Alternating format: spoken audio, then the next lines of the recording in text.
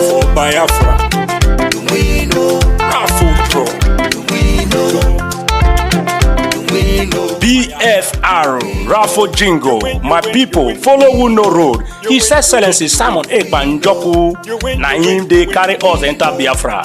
He they play the show. No be lie. The good guy, Prime Minister of Biafra Republic Government, in exile, went there for Obodo Yibo, Finland. With him government, na him they do the wonder. Say make you join, follow up. He go sweet you for body. Freedom today, better for you and your pikin them. I dey tell you, he can still bring ogbonge raffle draw with big money when you go win. I dey tell you, no be lie. Starting from on the 29th of November, go reach December 3rd. Now this thing dey happen 2024. And make I shock you, the money, it makes sense well. $20 and total winning prize $10,000. A first prize $5,000, third prize $2,000. BFR, no sit down, no sit down. Look, na dog name. They want from here gather money to build Biafra, where you they cry for sins. You go also win too. No place. You will understand that all is not well, and the only way for you, as an indigenous person in that contemporary Nigeria, is to fight for your own freedom. If you're a Biafra, join the Biafra movement. If you're an Udua, join the Udua people. If you're from Arewa, fight for your Arewa. If you're from the Middle Belt, join the Middle Belt movement. That is the only solution. I want you to watch this clip from beginning to end. You'll be glad you did. Let's watch. Proceeded to issue a writ for 254 hectares. So when they attempted to enforce this, of course, we resisted enforcement and then went back to court. Remember this, they never filed the enrolled order of the Supreme Court in getting that order to enforce judgment on 254 hectares based on the consenting judgment of Roosevelt, where he was talking about unextinguished equitable interest. So when they attempted this enforcement, we resisted it, wrote multiple petitions, including ones asserting criminal allegations against the lawyers who are attempting to enforce this fraud. And eventually, as I narrated in the book, that order was quashed. When the order was quashed, the beneficiaries of the original fraud ran back to the Supreme Court that whatever it was they might have agreed as between themselves hasn't been delivered because this troublesome lawyer in Lagos has this judgment that has this ruling that has quashed the thing. So they now resorted, they claimed that they had a clerical error to correct. Supreme Court became mathematician. They were removing, subtracting, adding. Survey that nobody ever played. I'm not even sure even they ever saw any survey because nobody was ever served any motion again because the Supreme Court claimed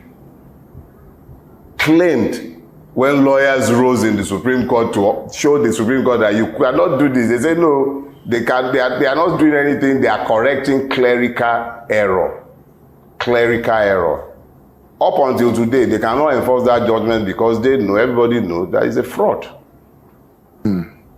Interesting, yeah. You know, so, and that's that seems to be the redemptive point about that case. The fact that nobody is trying to enforce it, but it turns out, as was narrated in the book, you made that point that the lawyers who got Supreme Court to now say is 250 hectares instead of 10 seem to fall out with the Eletu family.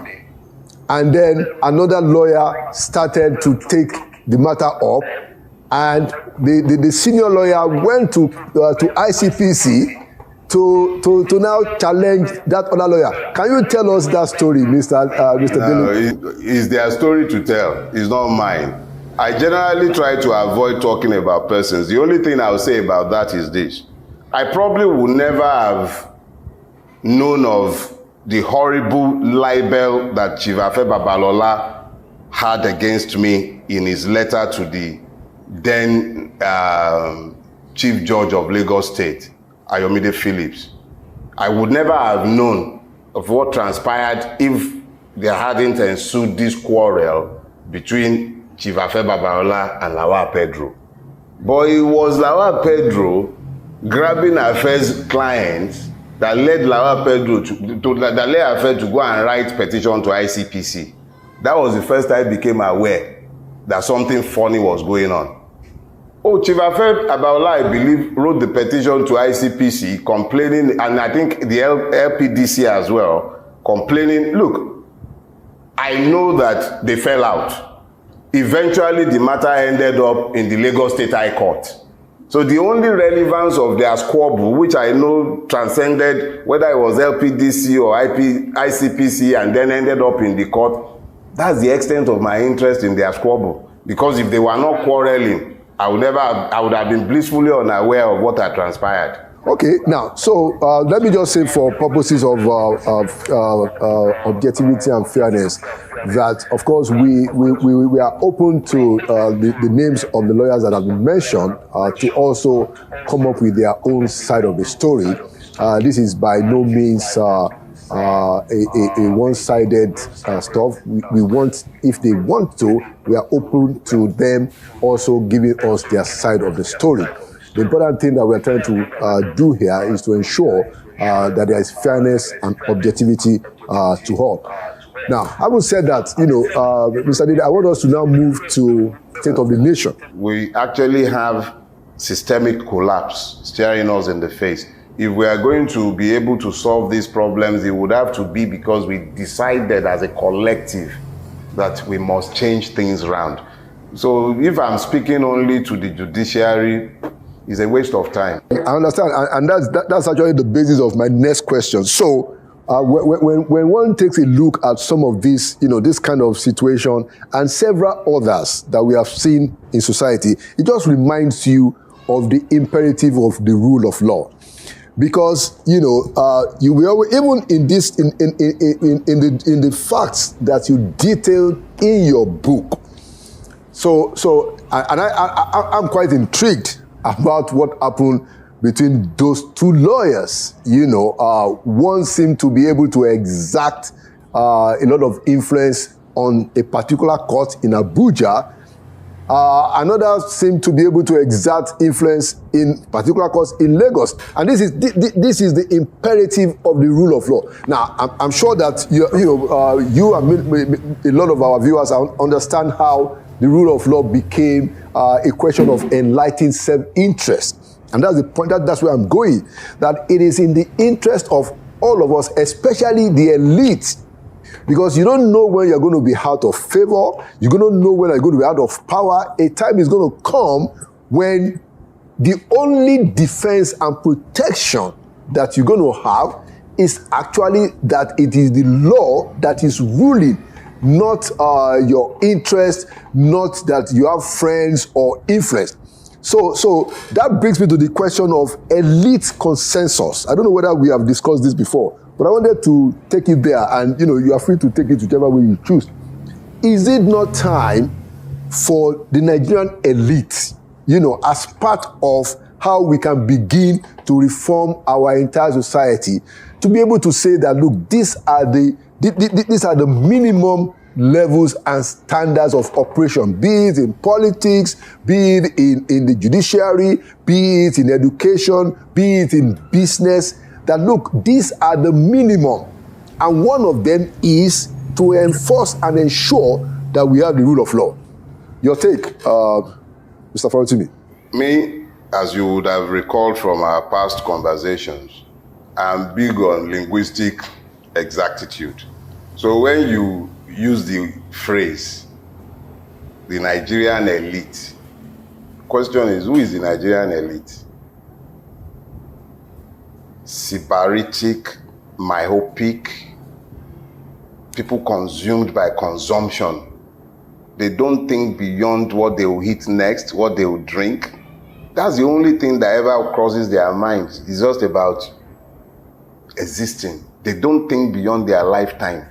All they focus on is in stupid acquisition of money, obscene obscene display of debauchery of all sorts, ever more debased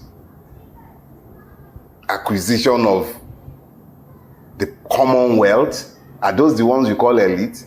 Mindless pursuit of money as if they are going to live forever. They live stupidly consumed by the pursuit of money. We don't have elite in Nigeria. We have no elites in Nigeria. If we were a country blessed with an elite class, they would have demanded better, both of themselves and of the society they have built. You know the tragedy of the people you are calling elite?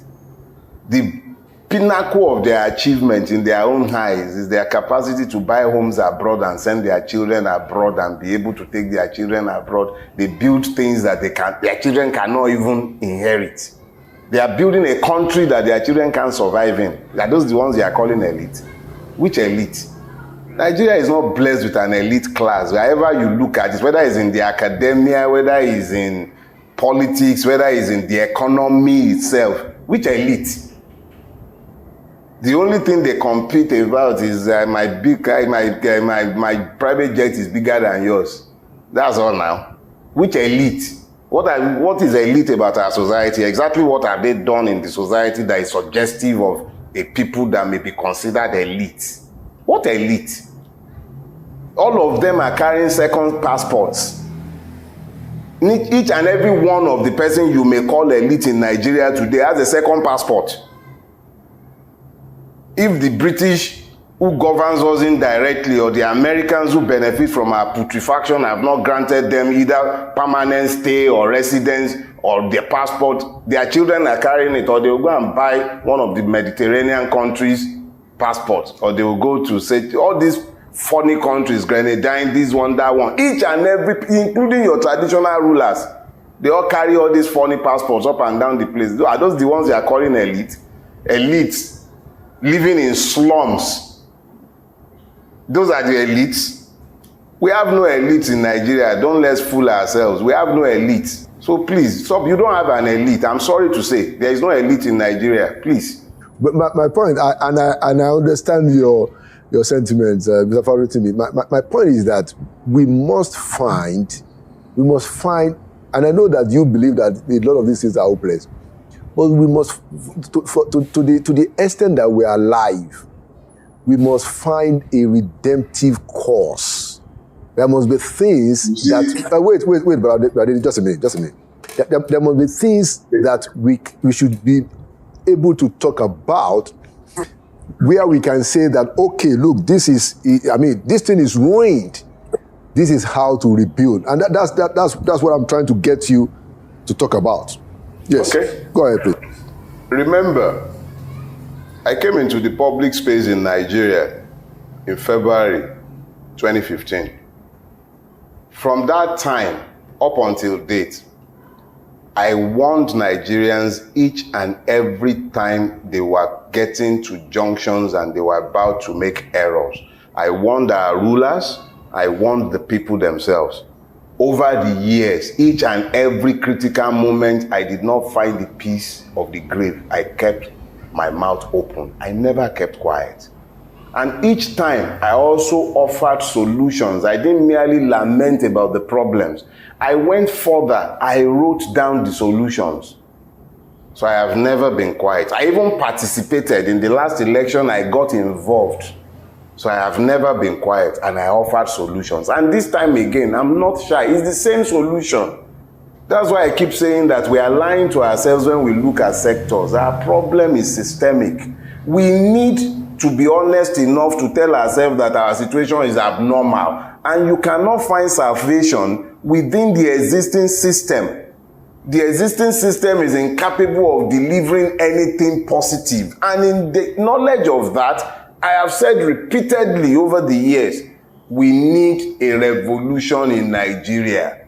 The only duty of the conscious is to ensure that that revolution does not become violent. We're already in a tailspin. We're already entering multiple cycles of violence. The only reason the people appear to be docile is because nobody wants to go and fight without purpose. So, those who believe that our system is unsustainable as it is, and I believe that, I believe that the thing we should be doing is to be discussing the plan for the day after. Without a plan for the day after, what you have is chaos. Nkrumah was very specific. He said revolutions are brought about by men of action who act as men of thought. You don't go onto the street and start burning. It's our commonwealth you'll be burning. But it's within our right to tell our rulers that we can no longer accept the way we are being ruined. It's within our right, even the democratic right of citizens. Even though you might not treat us as citizens, even our human right says that you cannot beat a child and then demand or dictate how loudly it must cry. The only thing that we have failed to do is to organize ourselves in a manner that forces it on the ruiners to understand that we are united in our demand. Look at what is happening in Maiduguri. They told you this dam was going to break. You were told, you knew. Like less than a week before it eventually broke, you came out and said, your team of experts said nothing will happen. They don't care about us. And we can't continue in this manner. And what happened in Maiduguri is not unique to Maiduguri. You find it replicated across the length and breadth of Nigeria. There is no part of our country that has escaped this madness. So why has it become so difficult for us? Because, like you said, you are looking for elite. It is that elite class that should be building the consensus, that should be making the plan for the day after. But where are they? They are drinking 32-year-old whiskey. They are chasing their next big kill. Those are the ones that should now be telling the people that they should be having plan for the day after the mess that we have become immersed in. So when you say solution, the solution is clear. We simply can't continue like this. What you call a revolution is simply a turnaround. It's simple. The military can come with their banditry and then turn revolution into something that is supposedly violent, because each and every military adventurers and bandits call their people. They say Revolutionary Army Council. Bandits calling themselves revolutionary. So they spoiled the name. But what is a revolution? It simply means a turnaround. You have to turn around. If you don't know where you are going, you must at least know where you are coming from. So that means that there must be some kind of a way to arrange this thing, which is we want to change the system. Now, you've argued and submitted that, hey, look, I mean, we can't depend on the elites, which is another way of saying that a lot, you are dissatisfied with the behavior and the conduct of a lot of them. But my view is that there are enough Nigerians who share your sentiment, who share my sentiment, that things can be fixed. And we must be able to find those people, men and women, and then in an orderly fashion, begin to pursue the ideals that we believe ought to be the replacement, ought to be the anchor for the new system. That's my point about the elite consensus. Of course, I know that, a lot of the description that you have made about the elites, yes, there are those that fit into it. But I must tell you, Mr. Farotimi, that there are enough people who have the right mind, who have the determination and the resolve. Okay? My point is that how do you get those people around? There must be some kind of orderly and something that is within the ambit of the law. Because, hey, in spite of all the disorderliness that you have described, we must find, we still have to use some kind of orderly atmosphere to arrange what it is that ought to be done, because even you subscribe to the idea that you don't want a violent revolution.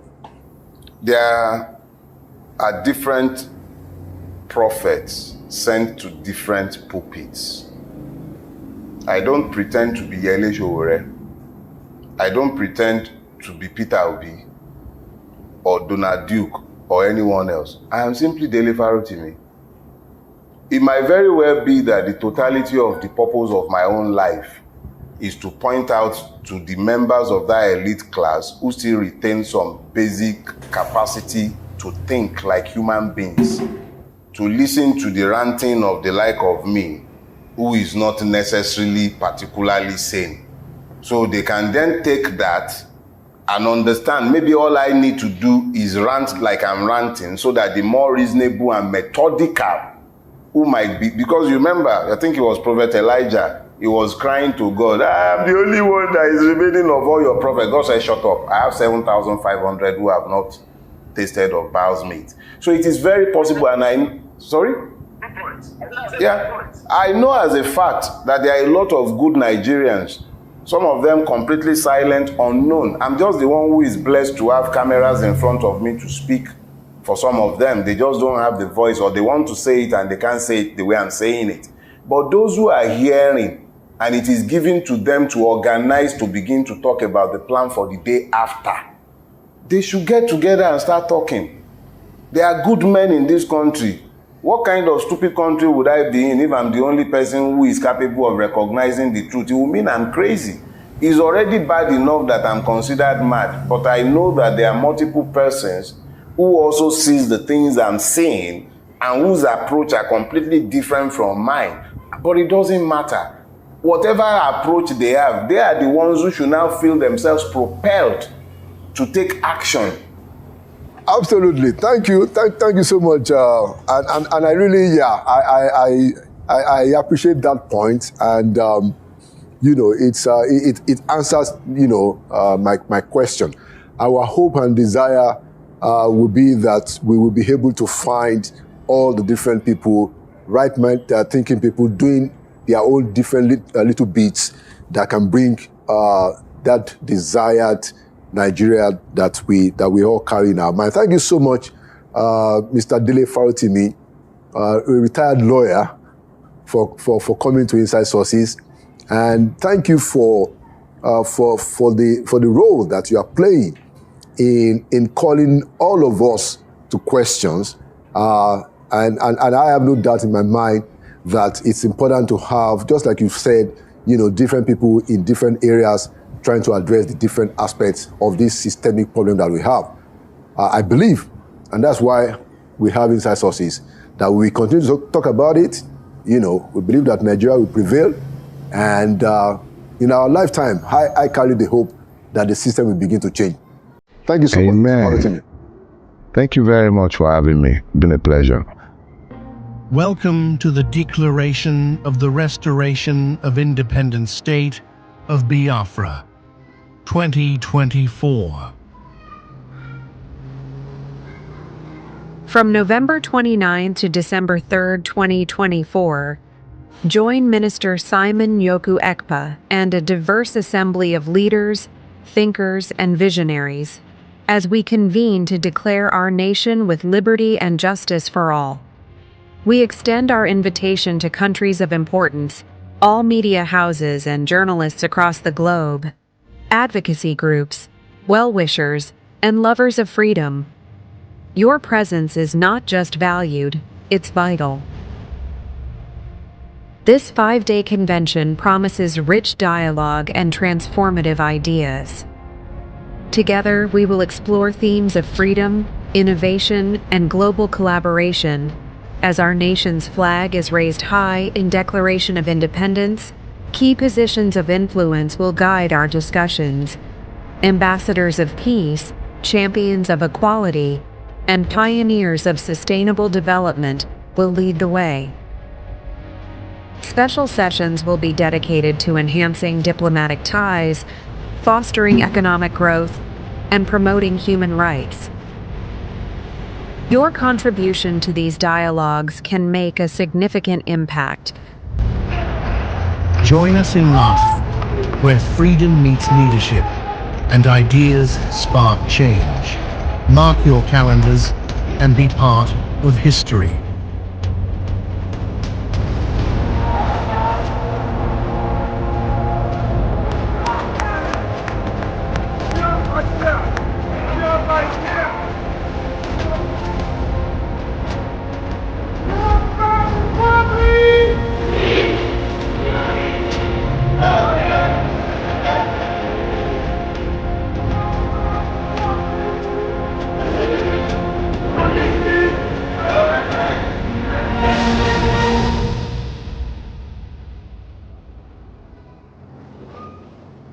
After watching this very video I played, do you still have any doubt in your mind that Nigeria can never survive? My fellow Biafrans, it is either freedom or nothing. May Chukwu Okike Abiyama continue to guide and protect the Biafra Republic in exile, protect our Prime Minister Mazi Simon Ekpa, and protect our Supreme Mazi Nnamdi Kanu. Biafra government, peace, unity, progress, and equity. We move airborne.